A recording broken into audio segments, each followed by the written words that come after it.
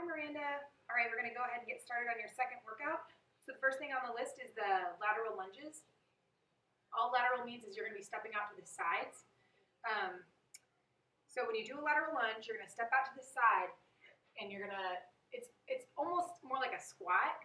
So the foot that you use to step out is going to bend, and you're going to drop your hips back into a lunge, and this leg that was the stationary leg is going to stay straight, and then you push off that leg and you come back to the center, and you're just going to alternate. Okay, so from the side, this is what it looks like. So you can see I'm dropping my hips back almost like in a squat and coming back up to the center. Now the thing you want to think about when you're doing the lateral lunges is that both feet are pointed forward, your toes are pointed forward, your feet are parallel, so they're along the same plane. You don't want to be stepping forward or back. And then as you lunge, you want that knee going out over the second toe, and you want the your knee not hyperextending. Okay, so when you see it from the side, you can see that my knee is not coming out forward over my toe. All right, and the weight in your heels of your feet, both feet in the heels. So you will feel this as you, more so as you push back up to center. If you want to make it a little bit more intense, you can come back up to a balance and then put your foot down and go to the other side. That's if you want to increase the intensity and the stabilization part. Okay, the next one is a burpee with a push-up. So we did some burpees in your first workout. All you're going to do is add a push-up to this one. You have a couple options. As you get out to plank, you can drop your knees, do a push-up, get back up into plank, and come back up. I like to use these burpees. I don't fight as much for depth on a push-up with a burpee. I like to use these to practice doing push-ups with my knees up. So when you go down, maybe not go deep, but keep your knees up. Okay, the next is a single leg deadlift. And I know there's box jumps in here somewhere. I will explain box jumps just in writing. Okay, the single leg deadlift. You're going to stand on one leg, and you can raise your other leg up.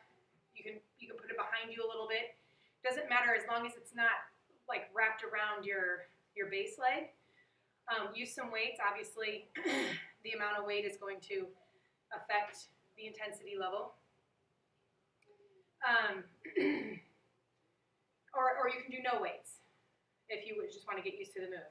Okay, so what you're going to be doing is you're going to keep your shoulders down and back, your shoulder blades squeezing together. You're going to bend straight over, keeping that base leg straight. Not necessarily your knee locked out, but straight. Okay, so as far as you can go without dropping those shoulders, I like to keep the weights kind of rubbing along my leg. You don't want to round the back either, so you want to kind of try to keep a flat back. You may not be able to go very far. I can't go very far. It depends on your flexibility. Then you're going to snap up, and you're going to really squeeze your hamstrings right underneath your glutes here as you snap up. So I can show you from the side as well. So you want to keep a nice flat back and go as far as you can until it starts to stretch. You'll feel a stretch in your hamstring. Then you snap up. The goal is that when you snap up to try and keep this foot raised. Obviously, you know, as you're working on your balance and stuff, you may have to set that foot down, but just restabilize yourself. Do these nice and slow at first. You'll start to get faster as you get more comfortable with the one-legged things. Okay, and then prison squats. So it's your typical squat stance. You're going to have your feet about hip width apart, and you're going to be doing a squat just like you normally would. So all of the rules of the squat apply. Keeping your knees out of your second toes. You don't want them going in or out. You want to keep everything going straight, except you put your arms up and you have your hands not pulling forward on your neck, but just resting on the back of your head. Shoulders are down.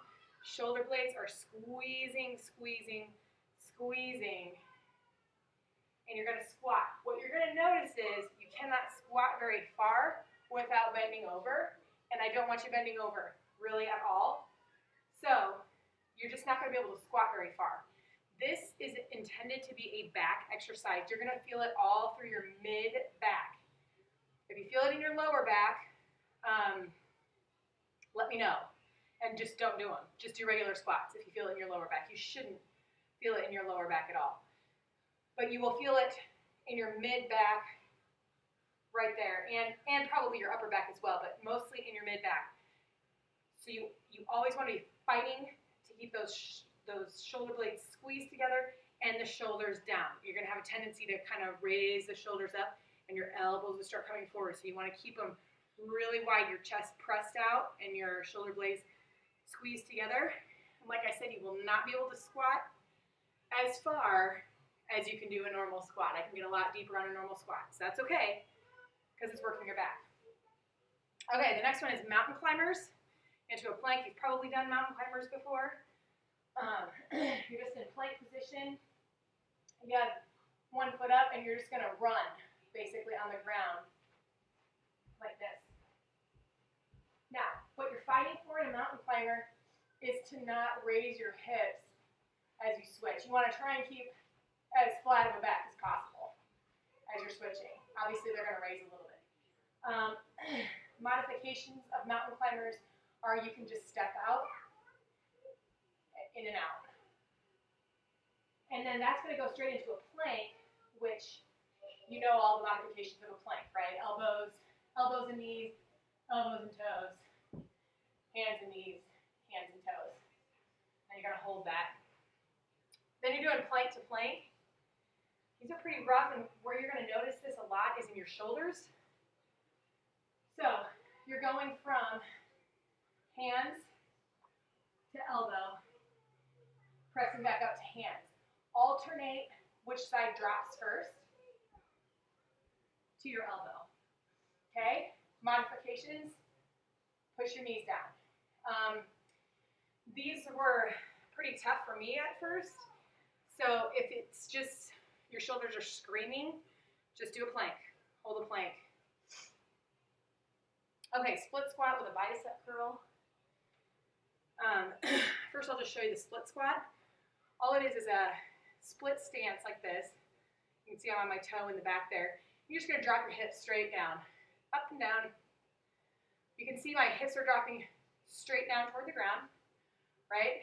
Not forward or back. You're going to drop straight down, and the same rules as in a lunge. So weight is in the heels. Most of your weight is in this front leg. Knee out in the direction over the second toe, but not actually over the toes, right? Obviously, the lower you dip, the more intense it is. Something to think about as you're doing this, if you start to feel it in your knee, in the back leg, that's pretty common. You can play around with your stance, how far or close your foot is, and it's a comfort thing. It's not necessarily a one is better than the other. It's totally a comfort thing. So where you can find your balance to keep your weight in the front foot, that's where your back leg needs to be as you're doing this, okay? So you're going to do it on one side, and then as you're squatting, you're just going to add a bicep curl at the bottom. Okay, now if you want to switch it up, like when you switch to the other leg, you could do a lateral curl where it's just going out to the side instead of straight up in front of you. Watch when you're doing bicep curls that your shoulders are staying down. You don't want to start raising your shoulders as you're doing your curl. So just watch your form. And if you're ever having trouble, drop the weights. You can always leave out the bicep curl for now until you get the form of the split squats down. Okay, so for core, we're going to do reptile plank. These are actually pretty fun, and these hit pretty much your whole core on the front. So this one, you need to be in a plank position on your hands. farther. And you're going to bring your legs up to the side. You can see that. Okay, so it's basically like this. Okay? And then you want to turn your head to look back at that leg. You will feel it all through your obliques as you're doing this. So you're going to turn your head, turn your head. Okay. Modifications are just to be on your knees and bring your leg up. Put it down. Up. Put it down and back on your knees. And lastly, tabletop swings. These are actually pretty fun. So this is tabletop, right? You're going to drop your hips through your hands. Try and bring it back without your booty touching the floor. So you'll notice when you get right here, you really have to use that core to pull in to get your booty in between your arms. And you're just going to keep doing it. And then as you push up, you want to power up, boom, hit that tabletop and then swing through. And that ought to do it. It's going to be a fun one. See you soon.